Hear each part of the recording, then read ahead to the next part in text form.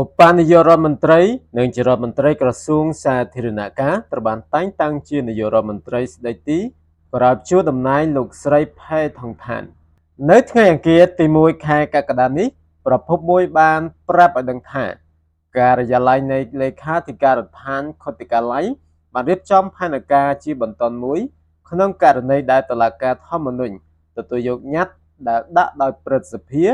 និងបញ្ជាឲ្យព្យួរតួនាទីរបស់នាយករដ្ឋមន្ត្រីលោកស្រីផែថុងថានស៊ីនវត្តក្រុមសមាជិកព្រឹទ្ធសភាបានស្នើសុំឲ្យតុលាការបញ្ចប់តំណែងលោកស្រីផែថុងថានជានាយករដ្ឋមន្ត្រីក្រោមការចោទប្រកាន់ពីបទបះបោរដែលប៉ះពាល់ដល់អធិបតេយ្យភាពរបស់ប្រទេសខណៈដែលលោកស្រីត្រូវបានគេឮបាននិយាយវាយប្រហារមេបញ្ជាការភូមិភាគទី2ថាជាគូប្រជែងប្រភពនោះបានឲ្យដឹងថាឧបនាយករដ្ឋមន្ត្រីនិងជារដ្ឋមន្ត្រីក្រសួងសាធារណការគឺលោកសូរិយាជុងរុនរឿងគិតត្រូវបានតែងតាំងឲ្យកាន់តួនាទីជានាយករដ្ឋមន្ត្រីស្ដីទីជំនួសលោកស្រីផែថុងថានលោកនឹងមានសិទ្ធិអំណាចពេញលេញហើយនឹងត្រូវយកបញ្ហានេះទៅប្រជុំគណៈរដ្ឋមន្ត្រីដើម្បីតែងតាំងឧបនាយករដ្ឋមន្ត្រីថ្មីដែលនឹងទទួលខុសត្រូវលើបញ្ហាបុគ្គលិកនិងថវិកាប្រភពដដែលបានបន្ថែមថាអគ្គលេខាធិការនៃគណៈរដ្ឋមន្ត្រីបានសម្ដែងក្តីបារម្ភចំពោះស្ថានភាពដែលមិនធ្លាប់មានពីមុនមកនេះជាពិសេសព្រោះវានឹងក្លាយជាលើកទី1ក្នុងប្រវត្តិសាស្ត្ររបស់ប្រទេសថៃដែលនាយករដ្ឋមន្ត្រីមួយរូបត្រូវបានព្យួរតំណែង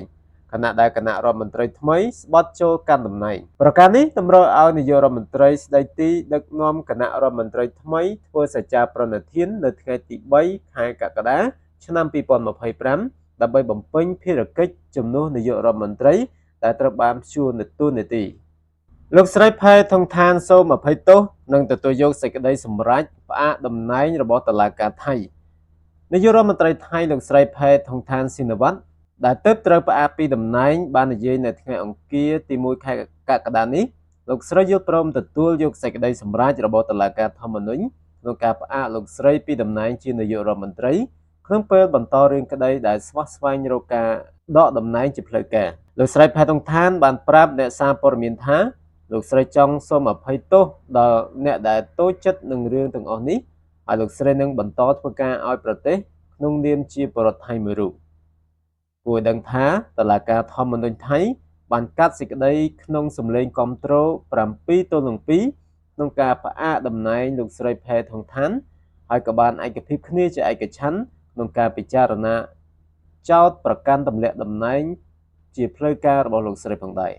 សមរភូមិតុលាការនិងឧបសគ្គនយោបាយរបស់លោកស្រីផែថុងថានបន្ទាប់ពីកាន់អំណាចបានត្រឹមតែ10 ខែនេះបានគូបញ្ជាក់អំពីការធ្លាក់ចុះនៃកម្លាំងរបស់គណៈបកភឿថៃដែលគ្របដណ្ដប់ការបោះឆ្នោតថៃចាប់តាំងពីឆ្នាំ2001មកការស៊ូទ្រាំនឹងរដ្ឋប្រហារយោធានិងសេចក្តីសម្រេចរបស់តុលាការដែលបានផ្ដួលរំលំរដ្ឋាភិបាលនិងមើលឃើញនាយករដ្ឋមន្ត្រីជាច្រើនរូបត្រូវធ្លាក់ពីតំណែង